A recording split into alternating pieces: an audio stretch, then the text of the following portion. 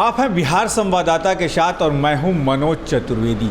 कल प्रशांत किशोर का एक बयान आया है और उसमें उन्होंने कहा है कि बिहार भाजपा जो है तालाब में मछली पकड़ रहा है, उसके पास कोई चेहरा नहीं है जिसे आगे करके बिहार का चुनाव लड़ा जाए। उन्होंने इतना तक कहा कि यही सम्राट चौधरी जो नीतीश से लेकर लालू से लेकर और जीतन राम मांझी के मंत्रिमंडल तक मंत्री रहे, अपने समय के सबसे युवा मंत्री रहे, 15 साल में वो जब कुछ नहीं कर पाए तो शायद भाजपा में आके भाजपा के बड़े नेताओं को गुलगुला दिखा रहे हैं, अब क्या कर लेंगे।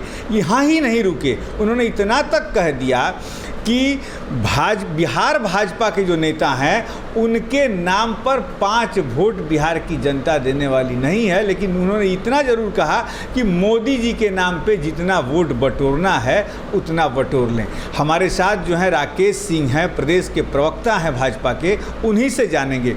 राकेश जी, प्रशांत किशोर ने कल कहा है कि आप लोग मछली पकड़ रहे हैं तालाब में, कोई नेता होता है नहीं भाजपा में। देखिए क्या है कि वो नया राजनीति करने चले हैं। भारतीय जनता पार्टी 1980 में बनी, पता नहीं ये कहाँ थे उस समय, तो ये अपना दुकान चलावे हैं। राजनीति जिसको करना है राजनीति वही करेगा। और भारतीय जनता पार्टी में गैलेक्सी ऑफ लीडरशिप है। भारतीय जनता पार्टी में एक से एक नेता पड़े हुए हैं, जिस पर पार्टी का मुहर लगेगा वही पार्टी को चलाएगा। लेकिन पार्टी में क्या है कि यहाँ गैलेक्सी ऑफ लीडरशिप है, यहाँ सब लोग मिल के चलाते हैं। कोई एक व्यक्ति भारतीय जनता पार्टी को नहीं चलाता है। ये कार्यकर्ताओं की एक बहुत बड़ी फौज है बिहार में और देश में, जो भारतीय जनता पार्टी को चलाती है। हम 2 से चले थे, आज आप देख लीजिए कहाँ हम पहुँचे हैं। हिंदुस्तान नहीं पूरे विश्व की सबसे बड़ी पार्टी बन के उभरे हैं। इसलिए हम अब उन लोगों की बात को क्या ये करें, वो लोग अपने देखें। और कहावत है कि चलनी दिसे सूप को, और राजनीति अभी नया चले हैं, अभी डेगा डेगी शुरू हुई है, अभी तो राजनीति का कगहाड़ा पढ़ रहे हैं। तो राजनीति का कगहाड़ा पढ़ें। बिहार भारतीय जनता पार्टी में एक से एक नेता हैं और बिहार की जनता समय पर इसका फैसला सुनाएगी। लेकिन कह रहे हैं राकेश जी कि इन नेताओं के ऊपर 5 गो वोट नहीं मिलेगा भाजपा को। अरे तो वोट किसके नाम पर मिलता है? भारतीय जनता पार्टी को वोट देती है पब्लिक, किसी व्यक्ति के नाम पर वोट नहीं मिलता है, पार्टी के नाम पर वोट मिलता है। पार्टी के नेता, नीति, नेतृत्व, इसके नाम पर वोट मिलता है हमारे देश में।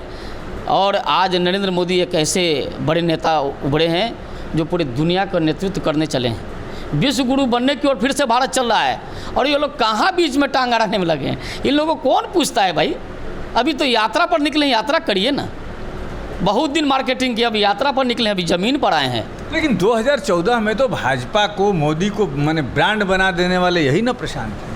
तो कुछ तो कमियां भाजपा की जानते हैं। अरे नरेंद्र मोदी के नेतृत्व में भारतीय जनता पार्टी को देश की जनता ने मुहर लगाया है, बिहार की जनता ने भी मुहर लगाया है। हम 39 सीट जीते थे।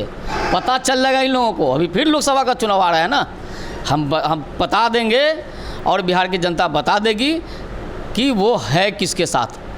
बिहार की जनता और देश की जनता ने नरेंद्र मोदी को मुहर लगाया है।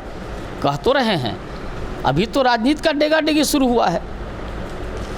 राजनीति में भी आए हैं, अभी तो आसमान में उड़ रहे थे ना, अभी ज़मीन पर आए हैं। ज़मीनी सच्चाई से भेंट हो रही होगी, डेली कुछ ना कुछ लोग मिल रहे होंगे। सबसे बड़ी खबर आपको मैं एक और बता दूं राकेश जी कि कल तेजस्वी यादव गए थे राघोपुर अपने क्षेत्र में। वहां जनता ने जय श्री राम से लेकर बाबा बागेश्वर धाम की जय हो, नरेंद्र मोदी की जय हो नारा लगा।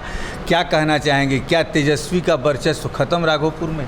देखिए, डिप्टी सीएम है तेजस्वी यादव जी, राजनीति में आए, डिप्टी सीएम बन गए।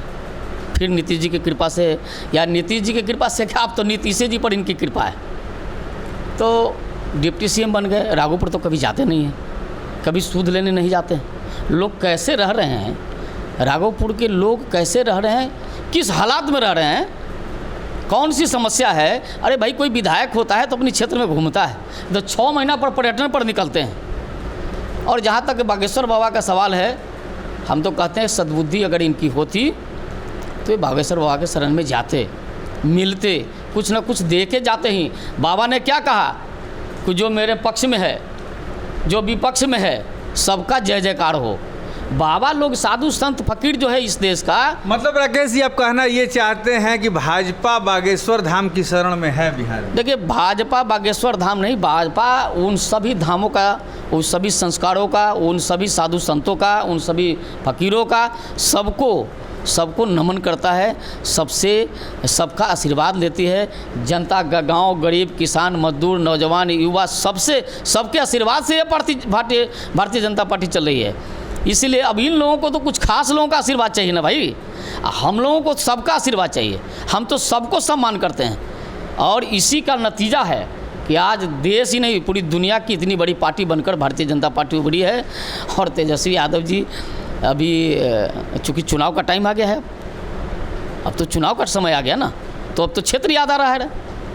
सड़कों का शिलान्यास कर रहे हैं। अरे शिलान्यास कर रहे हैं तो बनेगा कब? आप इतने 2 बार एमएलए हो गए ना वहाँ से, और इनके पिताजी भी, इनकी माँ पहले एमएलए थी।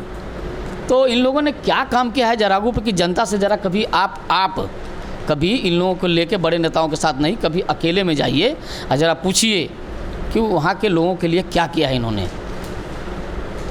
तेजस्वी यादव कल अपने क्षेत्र में गए थे राघोपुर, और वहाँ पर जय श्री राम के नारे लगे हैं। यानी कि जनता कहीं ना कहीं, वहाँ के वोटर कहीं ना कहीं तेजस्वी यादव से नाराज़ हैं।